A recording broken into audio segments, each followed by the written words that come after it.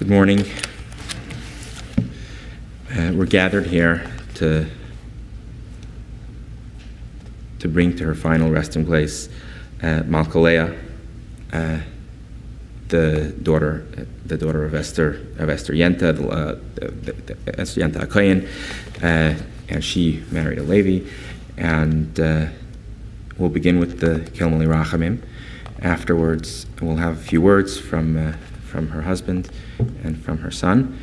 And if anybody else wants to take the opportunity to say something, they're welcome to do that.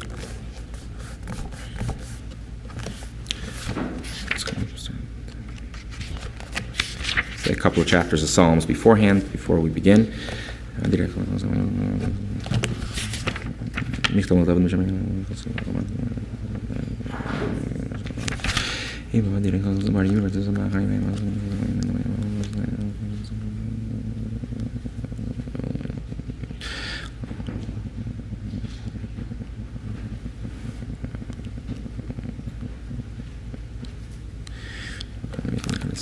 Yeshe b'seisar elim b'tzil sad yislein emer ladinei ma'achsim zasi la yaftach v'ayki hu yatzich mipach yakush midever v'yis bevrasi yasach lach mesachas noch texte tinef zechir amite the sinu pachad leid mechitz of yem midever v'yif yal ich min ketet yeshet zarai mi pom mitchal v'rvav mimina chaydachel elechel yigashak minachal sabet shtumas reshaim tirek yata adinei ma'achsi elin sant minachal lisun elechara v'negal ikrav elechel kimaloch v'yitzav elach lishmor chol b'chol trachecho.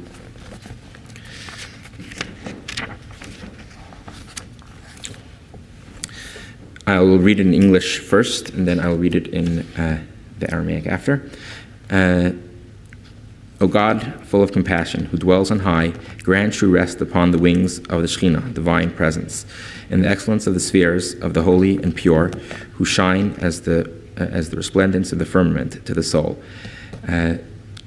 Marlene, the daughter of Esther Yenta, barren. The daughter of Moshe Cohen, barren, who has gone to her supernal world.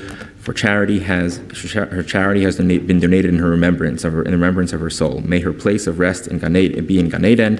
Therefore, may the All-Merciful One shelter her with the cover of His wings forever and bind her soul in the bond of life. The Lord is her heritage. May she rest in the resting place in peace. And let us say Amen. El Mali Rachamim Sheichem Emreim Hamtzim Menuch Anechayin Al Kan Fiashchina B'Maylas K'Teishim V'Tahirim K'Zay Harakia Mazhirim Es Nishmas Malka Leia Bas Moshe HaKoyin Shaholcha Loi Lama Bavur Shenadut Tzedaka Bad Haskaras Nishmasa B'Gan Eden Tiyeh Menuchas Alachin Bal HaRachmim Yastirea B'Seiser Knaf Av Loilmim V'Yitzrei B'Tzrei Racha Ayim Es Nishmasa Adinoi Unachalasa V'Senuach Al Mishkava B'Shalim V'Neimar Amen. I did not have the merit to know Marlene in her life. I do have the merit to accompany her on her last journey. I spoke to her husband and her children, and I also had the opportunity to talk to Rabbi Mendel Rifkin, who bears my name out in Oregon. And when I asked him about her, she told me she was a true Eshes Chayil. She was a woman of bearing, that whatever she did properly. And she knew her responsibilities and she knew what she wanted to do. And he told me she would always make sure that when it came to doing what she needed to do, like to make sure that the grandkids got Hanukkah gifts, that was important for her and she didn't miss it. And when it came to any responsibility that she knew was her responsibility, she made sure she did that, and she did that properly. And she did it with the proper regal bearing. This week's Torah portion, we talk about how Moses asked God one more time before he passed away. He said, before I pass away, I want one more thing. And in the end, he was discussing, Moses really wanted to go into the land of Israel. And Rashi tells us that God turned to Moses and said, listen, you can go. You'll be able to go to the land of Israel, but the people you took out of Egypt, not them. They're staying there and they're going to get buried in the desert.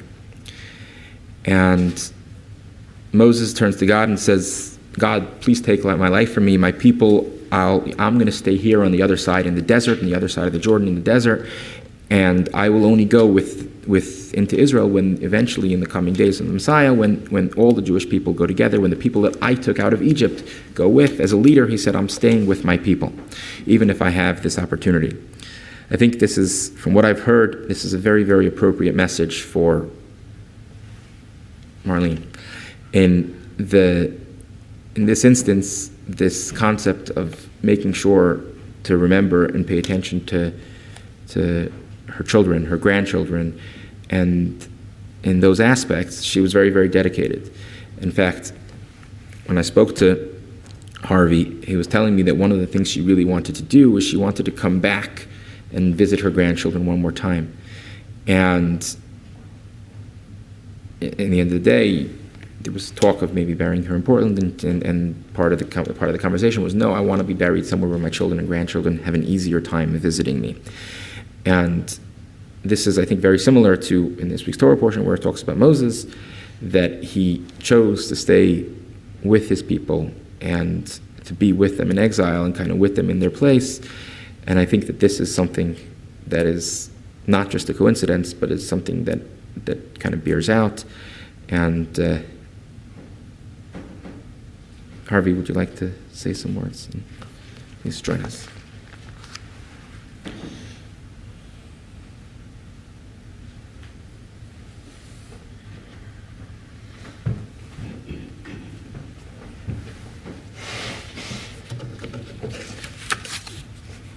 First, I want to thank everybody for coming, especially all of Evan's friends.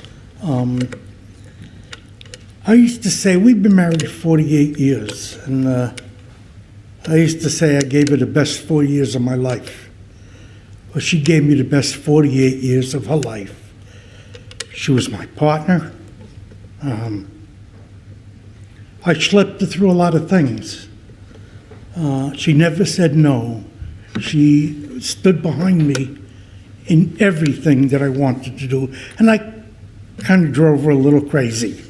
I schlepped her through the used jean market, where we drove 3 hours to go to Englishtown, New Jersey, and set up and sell used jeans. We then opened a store to sell used jeans, and she was 8 months pregnant. God bless her, she helped me pack the jeans and size them and carry them to the store. Then I wanted to come to Oregon. Not a problem. Okay, let's do it. And in Oregon, I said I wanted to open a restaurant. She said, no problem, let's do it. And then I said I want to move to New Mexico. That was a little problem. But she agreed, and we came here came to New Mexico because my brother lived there, and at our age, we wanted to be kind of close to family. She was my best friend, best partner in life I ever had. She lived for her grandchildren. Her last wish was, I want to see my babies. And that's the real reason that we both decided to be buried here in Baltimore. To be with my son, my daughter-in-law, and my babies, her babies. If I could wish anything for anybody, and they're getting married, my only wish is they should have a family like I had. She gave me the best 2 boys in the world. There is nobody that can be prouder of or love their boys more than I do. And that passed on to my grandchildren. They are an amazing bunch of people. The grandkids have taken care of me immeasurably since we've been here. And I'm glad I'm here with the whole family. Thank you.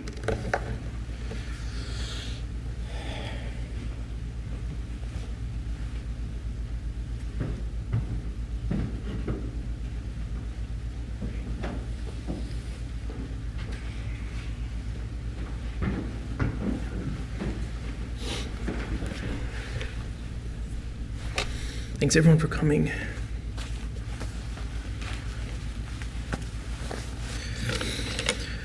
I'm going to start a year of Kaddish for Mom.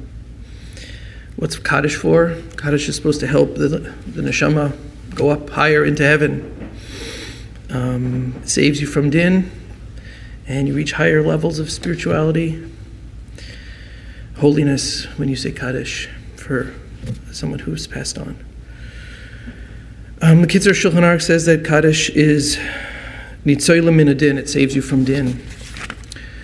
However, the Kitzur Shulchan Aruch ends his siman to tell you that there's something that's even more powerful than Kaddish that can help the neshama ascend.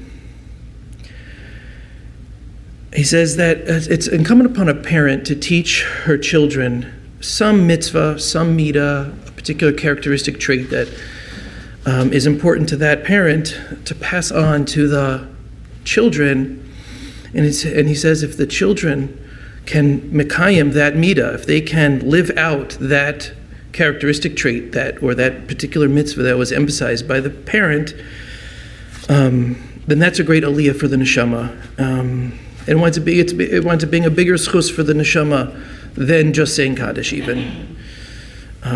So I've been thinking over the last period of time, what did Mom teach us? What was her great emphasis that we should think about and we should try to carry forward?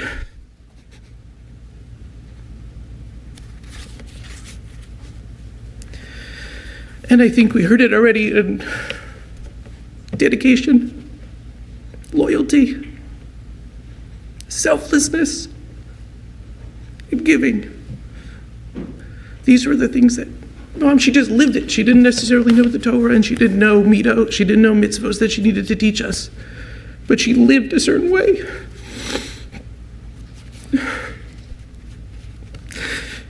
That's Jewish life. She didn't ever let her past hold her back from doing the next right thing. She just did it. Like Dad said, whatever Dad wanted to do, she was loyal and dedicated and said, I'm going to do it with you. I'm going to back you 100%. She had a lot of dysfunction growing up in her family, but you know what? She raised us kids, and we had no idea. She was a great mom. She never let anything in her past hold her back from being a great mom and a great grandmother. Dad already mentioned the case where, moving across the country. Okay, I'm going to back you up. Dad wants to open a restaurant. I'm going to back you up. I remember there's a time I was in Eugene in university, and I was in the dorm or whatever, and I became very sick. Now Eugene from Beaverton is, a good 2-hour drive. So middle of the week, I was just really sick, the flu, whatever. Who do you call? Gotta call Mom. Mom, real sick. I don't know what to do. I can't move. Don't worry, I'm on my way. She dropped everything, 2 hours in the car, drove down to just take care of me in school in the middle of the week. I mean, even at the very end, when I visited her in New Mexico and she was in hospice and there were very small windows of her being awake or available to talk. But she was the same, not thinking about herself, even in those final moments. I mean, I was talking to her and I was getting upset and choked up just seeing her in that state. It was just terribly painful, and she told me to relax. She was worried about my state of being. I said, Mom, I can't hear you, I'm sorry. She was it was very difficult for her to speak, and I said, I'm sorry, I can't hear you. She said, don't be sorry.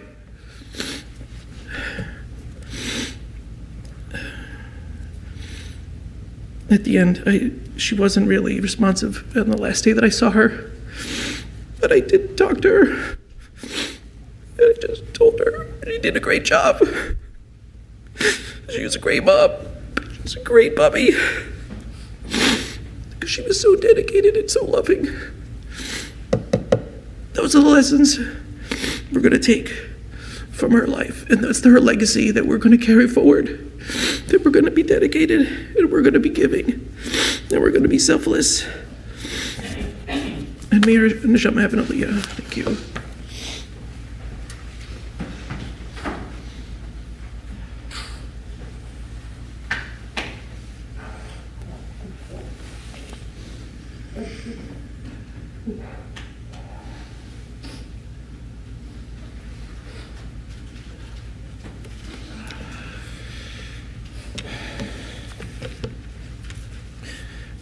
Well, now, if nobody else wants to say anything, we'll call up the pallbearers, and we'll head out to the cemetery. So those who are appointed, I think, know.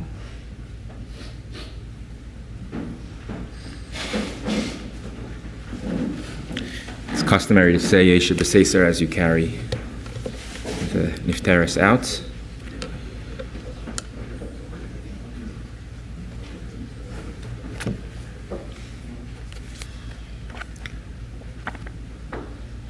Where's the funeral director?